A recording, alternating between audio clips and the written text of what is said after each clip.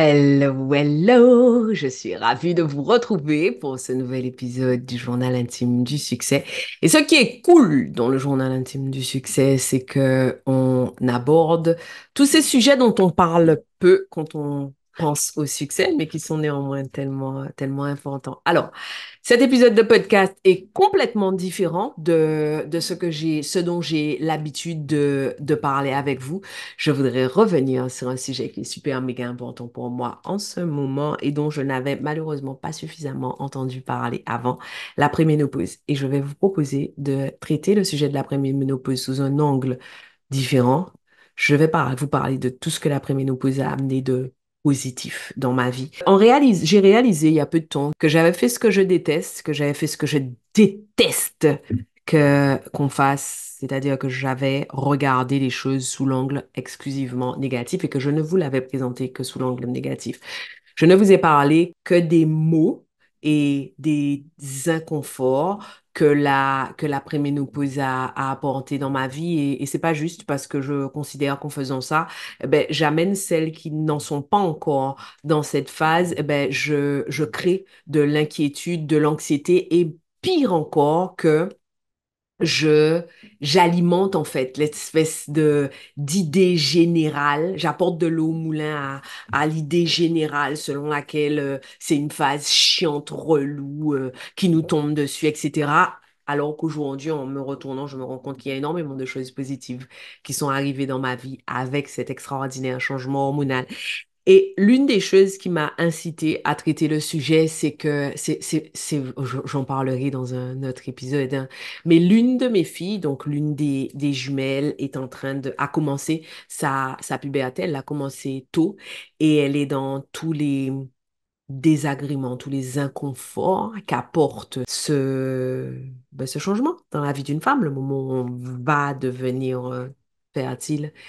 Et et elle s'énerve. Elle s'énerve, elle se met en colère, elle a des espèces de gros mouvements d'humeur que je reconnais. Je lui en veux pas, je suis pas choquée. Pour moi, l'adolescence, toutes les crises, toutes les oppositions qui arrivent pendant l'adolescence, pour moi, c'est normal, c'est salutaire. J'ai fait la même chose. J'étais, enfin, je sais pas comment mes parents s'en sont sortis.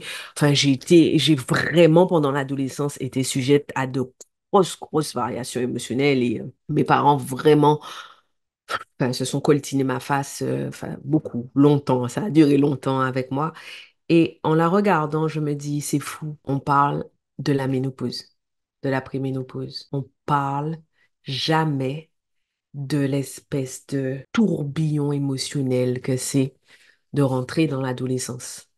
Moi, j'en parle parce que je suis une adulte, que j'ai du recul, que je sens mon corps changer, mon humeur changer. Je sais que c'est pas normal. Je sais qu'il faut pas surréagir à tel moment parce qu'il est probablement en train de se passer telle ou telle chose dans mon corps. Et quand j'en parle avec d'autres femmes qui ont mon âge, je me rends compte à quel point le niveau de connaissance que j'ai de mon corps, le niveau de conscience que j'ai du fonctionnement de mon corps, à quel point certaines femmes ne l'ont pas et ça les aide que j'en parle. Et je me dis, mon Dieu, à aucun moment on ne s'arrête pour parler du tourbillon que c'est pour ces tout petits bouts de femmes de ressentir ça à l'intérieur d'elles. On parle souvent de l'inconfort que c'est d'être la maman d'un enfant qui pète un câble ou qui devient d'un coup insolent ou qui d'un coup se désintéresse de choses qui l'intéressaient, mais on oublie que en fait c'est pas pour le parent hein, que c'est le plus dur, c'est ça la réalité. Notre ego nous fait en parler, mais c'est pour l'enfant que c'est le plus dur. Donc, je me suis dit que ça serait cool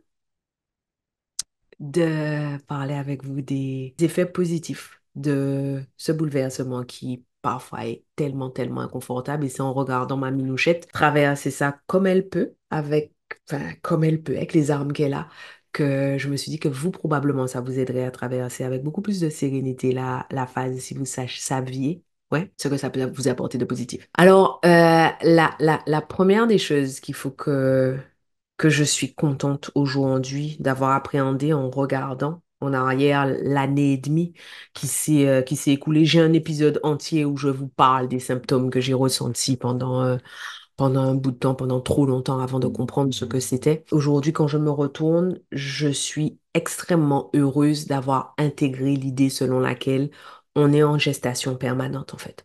On est en permanence en train de se transformer et le corps est terriblement résilient. Il est toujours en train d'essayer de s'adapter aux choses qui sont en train de se passer. Et je voudrais au moment où vous allez ressentir l'inconfort que vous vous disiez, OK, je suis juste dans une phase de transformation et ce qu'il y a de magique, ce que je ressens aujourd'hui. Je suis pas encore ménopausée, hein, je suis encore dans ma préménopausée d'après les analyses que m'ont fait mes différents médecins ici. Je suis à peine à la fin de la première moitié de ma préménopause, donc je ne serai pas ménopausée de sitôt. Cette phase de transformation, après, quand vous serez de l'autre côté, vous serez une femme complètement différente. Aujourd'hui, je me sens une femme complètement différente, mais je vais vous dire au fur et à mesure de cet épisode en quoi je suis complètement différente. Je suis plus la même personne et je suis super méga fière. Enfin, j'aime vraiment celle que je suis là. Je voudrais aussi attirer votre attention pendant qu'on est en train de parler sur le fait que chaque version de vous mérite votre amour, mérite votre patience, mérite votre respect. Je vois très souvent des femmes quand je les coach qui flagellent la version d'elles-mêmes qu'elles étaient il y a 1 an, il y a 10 ans, il y a, enfin, à chaque étape de votre vie, vous faites de votre mieux avec les ressources que vous avez. Et chaque personne que vous avez été à l'instant T vous a permis de passer à celle que vous avez été à l'instant T plus un. Donc, je pense que c'est important qu'on regarde notre chemin, notre évolution avec de la tendresse et de la bienveillance. Alors, je veux attirer votre attention sur le fait que les bénéfices que je vais vous présenter sont des bénéfices inattendus, mais qui peuvent vraiment être des conséquences extrêmement positives de cette phase de transformation. On va parler d'acceptation. On va parler de changement de vibe. Vous savez que j'adore le mot vibe. On va parler de changement d'énergie, de changement de vibe, de changement de priorité.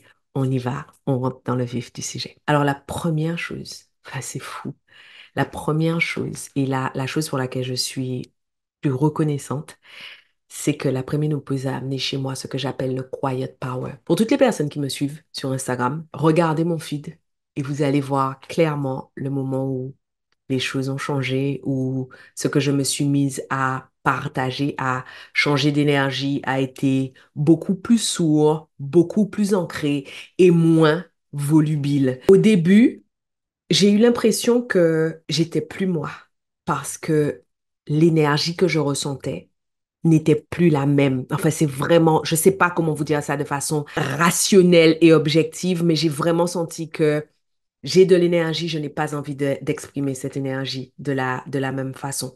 Je me suis vraiment sentie passer du loud power au quiet power. Je me suis vraiment sentie passer dans la phase où être moi suffit, où je rentre dans une pièce et j'ai pas besoin de regarder qui est autour de moi ou pas, ou j'ai pas besoin de faire de bruit, ou je peux juste m'asseoir et être là, sans avoir à dire quoi que ce soit. C'est vraiment comme si j'étais rentrée dans une phase de ma vie où je me dis, ce que j'aimais suffit. J'ai pas besoin d'expliquer ce que j'aimais et je n'ai pas besoin de décoder verbalement ce que j'aimais. Être moi suffit. Et la conséquence positive de ce que j'appelle le quiet power, c'est l'espèce de paix intérieure que je ressens. Euh, mais vraiment, juste un immense sentiment de paix. Alors, je suis pas en train de vous dire que tous les jours, tout est parfait, que je suis jamais contrariée, que je ne m'énerve jamais. Mais même ma façon de m'énerver a changé. Et même quand je suis contrariée, je suis en paix, en fait. Et j'adore ça. Ça me donne une espèce de sensation de puissance que j'adore. Et ça m'a aidé à aller encore plus loin dans la distance prise avec les standards imposés. Alors, déjà en faisant le choix de l'expatriation, je me suis éloignée enfin, à partir du moment où, enfin, tu vis dans un endroit où tu es complètement anonyme, enfin, tu échappes aux standards, mais c'est encore plus, c'est-à-dire que, en fait, je suis pour moi rentrée dans une phase où je ne suis même plus sensible au fait que il y ait un standard globalement ou généralement pratiqué. Et j'ai parcouru un chemin énorme dans mon acceptation de moi-même.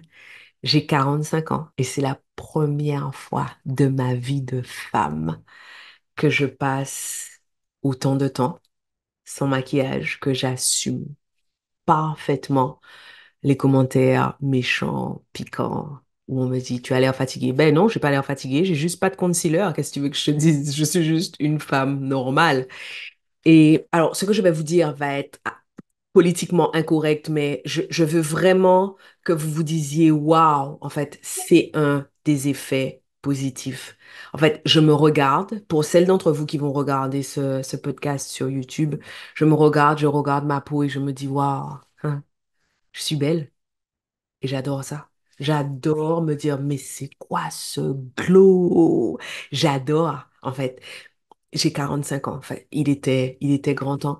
Et il y a autre chose qui est assez extraordinaire. J'ai grossi tard dans ma préménopause. Donc là, pour l'instant, j'en suis à 5 kilos que je vais probablement perdre parce que c'est pas confortable pour moi de prendre du poids dans la mesure où j'ai une très forte poitrine et un dos vraiment atrophié. J'ai un tout petit dos. J'ai 80 ou 85 centimètres de tour de dos pour un bonnet G ou H. Et donc, prendre du poids, c'est pas, enfin, ça fait pas, enfin, je peux pas traîner le poids pendant très très longtemps, sinon je souffre vraiment beaucoup du dos, alors que j'ai déjà eu une réduction mammaire. Mais ce que j'étais en train de vous dire, c'est que, enfin, c'est fou quand même. À 45 ans, j'ai pris du poids et ça va. Bon, ça m'emmerde un peu d'être serrée dans mes pantalons, mais je continue de me trouver belle. Enfin, waouh, quel confort. Enfin, quelle merveille, quel alignement. Pour moi, c'est directement lié au shift hormonal qui est consubstantiel de la préménopause. Et alors, l'une des conséquences négatives, mais positives de ce Quiet Power, eh ben, c'est que j'ai perdu énormément d'abonnés sur Instagram lorsque je suis rentrée dans le Quiet Power. Ben, j'ai perdu tous les gens qui n'étaient pas alignés à cette énergie et qui ont besoin d'un autre type d'énergie. Toutes les personnes qui n'étaient pas alignées avec ma vibe et qui associaient ma compétence à une façon d'exprimer mon énergie. Le point positif, c'est que d'autres personnes arrivent et ces personnes arrivent pour la bonne raison. L'autre chose qu'il faut que vous ayez en tête, c'est que, alors, enfin, je suis Success et Mindset Coach. Moi, je gagne ma vie en vendant des programmes. Donc, je ne m'en étais pas rendu compte, mais l'énergie féminine est moins propice à la vente au sens traditionnel. L'énergie masculine permet de vendre de façon explosive pendant un temps, là où l'énergie féminine vend au long cours. Donc, c'est pas du tout la même façon d'appréhender les choses. Mais j'adore parce que je me sens dans une approche super, super sereine, super en harmonie avec moi-même, super en connexion avec les gens avec les femmes qui veulent que je les coach et super en connexion avec mon équipe. Ça, c'est vraiment pour moi le jackpot, c'est le quiet power. La deuxième chose, qui est pour moi une conséquence extrêmement positive de la préménopause, c'est la vibe de ma maison. Alors, ma maison est fondamentale hein, pour moi. Je suis expatriée, donc en fait, tout notre univers est dans notre maison parce que, enfin, voilà, et, enfin, nos familles sont pas là, nos amis sont pas là, donc tout est concentré dans cette maison. Donc, cette maison est vraiment, il y a tout mon amour concentré dans la maison. Et bien, quand je suis arrivée dans cette phase, j'ai réalisé que pendant toutes ces années où j'avais eu l'impression que j'étais sensible à l'ambiance, l'atmosphère. J'avais eu cette impression, tout en entendant une petite voix quelque part dans ma tête dire, arrête de te la raconter, c'est un truc à la mode, c'est ce que tout le monde se dit. Je me suis rendu compte que c'était pas du tout une impression, et que l'atmosphère de la maison avait un impact direct sur mon humeur, sur ma productivité. Par exemple, dans plusieurs épisodes de podcast, je vous en ai déjà parlé, je dors exclusivement dans des draps blancs, mais ça fait, je sais pas, ça doit faire 20 ans, peut-être même plus, hein. Ouais, c'est ça, ça doit bien faire 20 ans que je dors exclusivement dans des draps blancs parce que me réveiller, ne serait-ce que dans des draps de couleur, alors encore pire de couleur sombre, le truc me ruine mon humeur pour la journée. Et je me suis rendu compte que ce que je ressentais au sujet des draps allait bien au-delà, que j'avais besoin qu'autour de moi les choses soient claires, que les choses soient apaisantes, et j'avais besoin que ma famille vive dans une atmosphère fluide et apaisante. Je n'ai assumé ça que là, dans cette phase de ma vie. Avant, j'ai eu des maisons extrêmement colorées, mais j'étais pas dans la même énergie. Et donc, j'ai tout fait évoluer vers des couleurs extrêmement neutres. On a du blanc, du beige, des tons naturels autour de nous, jusque dans la chambre des enfants. Alors, je suis pas en train de vous dire que je ne m'habille que dans des tons neutres. Je suis en train de vous dire que j'ai calibré l'environnement pour faire en sorte que l'ambiance, la vibe, l'énergie de la maison soit celle qu'il faut. Et ça a été extraordinaire pour l'intégralité de ma famille. L'énergie de la maison est plus apaisée.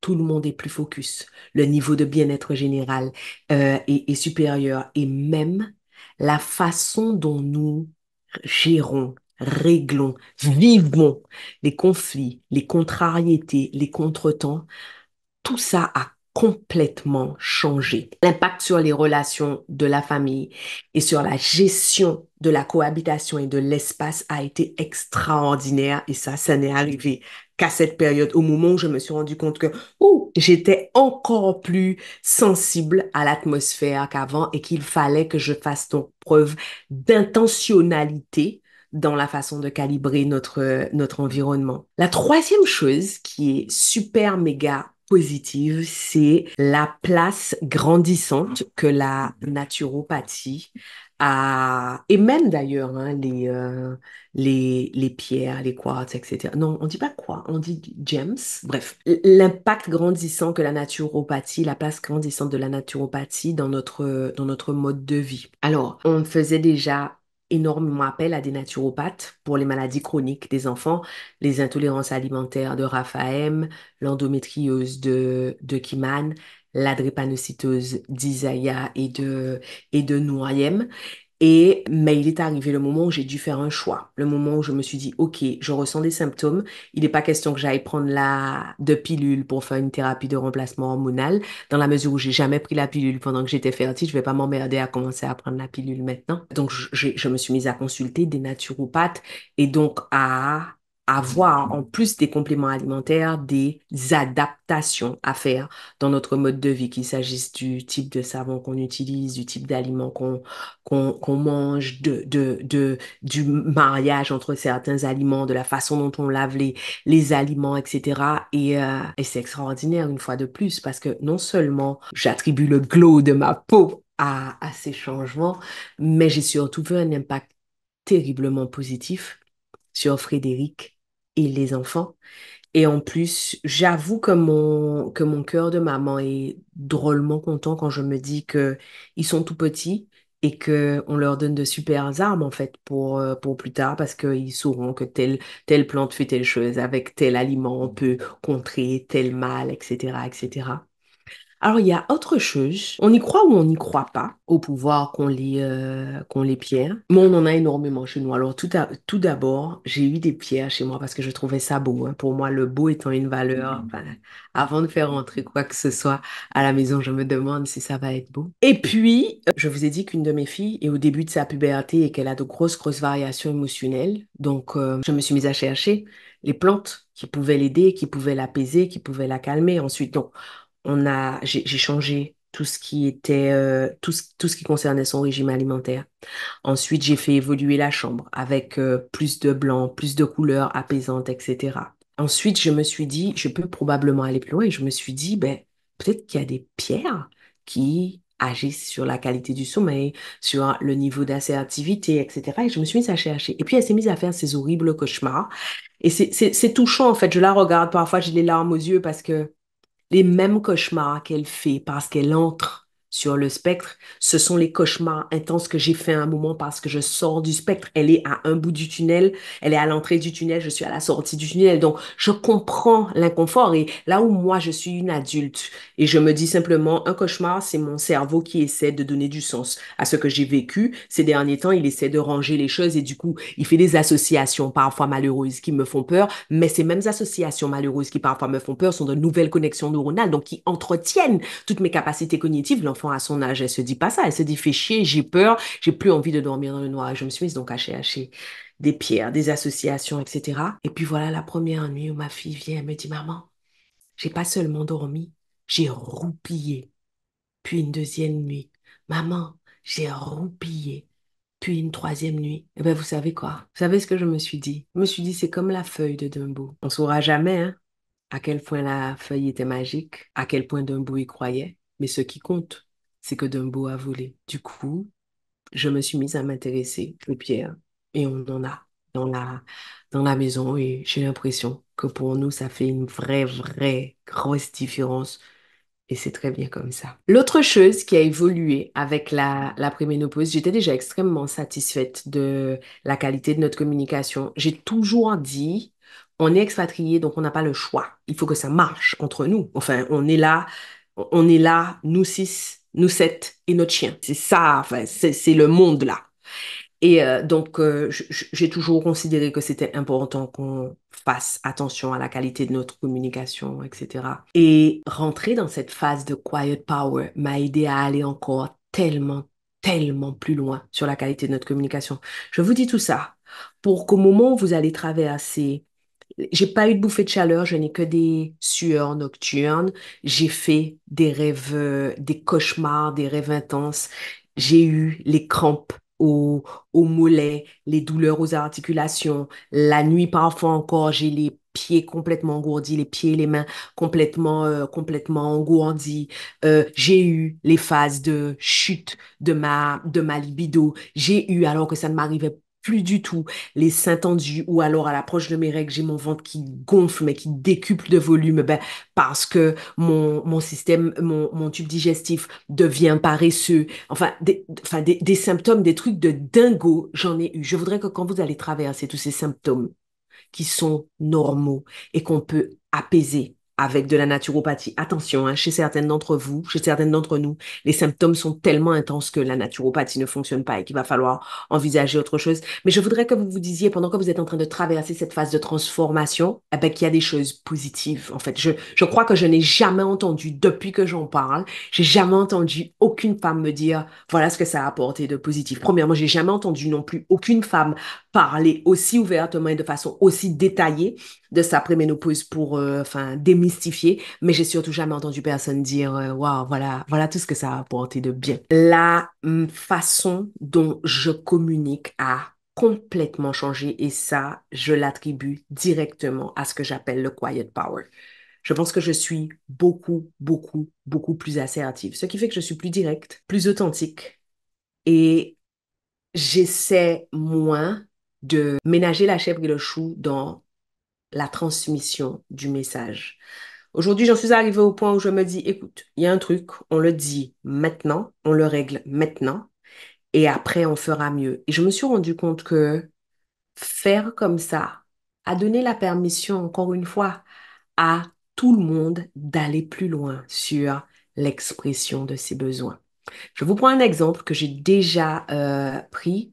Alors, je fais de l'ADHD euh, et je suis une introvertie, je suis une manifestor. Bref, tout ça mis ensemble fait que j'ai vraiment beaucoup besoin de solitude. J'ai besoin de solitude et j'ai tendance à être surstimulée. À 19 heures, je suis, enfin pratiquement tous les jours, aux environs de 19 heures, je suis à un niveau de surstimulation, mais enfin, plus. Aujourd'hui, je m'embête plus à essayer d'être la maman parfaite qui va rester, écouter, faire, participer. Je peux juste dire à tout le monde, je suis pas bien, je suis au maximum de ma surstimulation. J'ai besoin de 10 minutes. Je vais aller dans ma chambre toute seule, 10 minutes, sans personne. Et quand je vais revenir, je serai mieux. Ça me permet de profiter tellement mieux des moments en famille. Une fois que la famille est assez mûre pour comprendre que c'est beaucoup pour moi là, 7 minutes. J'ai besoin de me soustraire à l'énergie ambiante et je reviendrai, je serai mieux. Ça permet à tout le monde de le dire. Ça fait que mes filles, qui elles aussi ont tendance à être surstimulées, n'ont pas peur de dire, alors qu'on est parfois en train de partager des moments de famille, n'ont pas peur de dire, là je suis arrivée au max de ce que je peux faire. Est-ce que je peux m'isoler pendant 15 minutes et et je vais revenir. Ça permet à ceux qui n'ont pas besoin d'isolement, on est trois à avoir besoin d'espace. Il y en a trois qui n'en ont absolument pas besoin. Ça permet aux trois autres de ne pas se sentir jugés, de ne pas se sentir exclus et de comprendre, de continuer leur vie de leur côté. Ça m'a aussi permis d'intégrer tout un tas de choses qui vont diminuer le risque de surstimulation. Par exemple, le matin, le soir, on écoute une musique extrêmement apaisante pour permettre à tout le monde de faire descendre les stimulations. Ça permet aussi que on ne soit pas en train de crier parce que cette musique douce permet aux uns et aux autres d'être calme. Je suis pas en train de vous dire qu'on ne crie pas, qu'on ne saute pas, qu'on ne danse pas comme des toupies déraillées. On fait tout ça.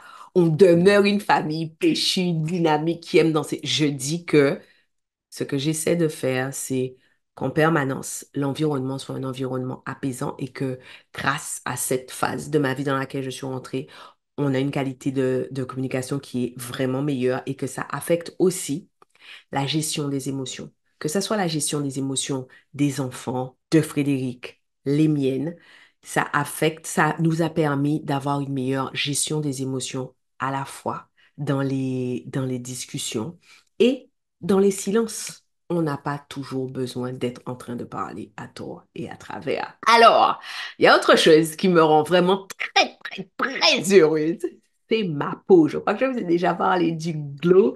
Ben, le changement de mon régime alimentaire, les compléments alimentaires que je prends, le niveau de sommeil que j'essaie d'être plutôt réglo hein, sur mon régime alimentaire, eh ben, ça fait que ma peau est beaucoup mieux, que je suis moins embêtée par mon eczéma qui attire mon attention chaque fois que je consomme trop de sucre, mais surtout mon rapport au sucre a complètement changé.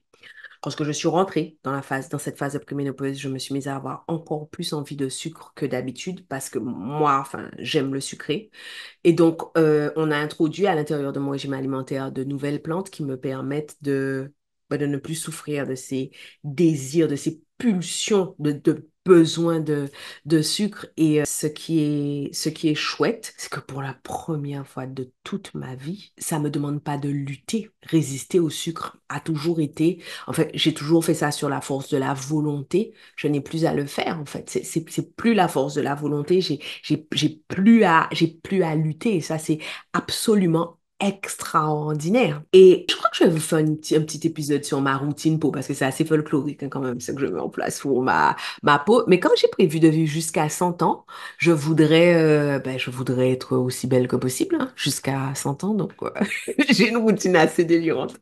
Bon, et le dernier point, ça a été le shift de mes priorités. Les valeurs familiales ont toujours été fondamentales pour moi. La famille, ça, enfin, je voulais une grande famille, je voulais un mariage heureux, je voulais un partenaire qui soit mon complice, mon meilleur ami, mon amant, mon everything. Et j'ai toujours été dans ma tête hein, prête à faire ce qu'il fallait pour que ça fonctionne pour ma famille. Et je me suis rendu compte que ce que je ressentais avant cette phase de la préménopause n'était rien par rapport à ce que je ressens maintenant.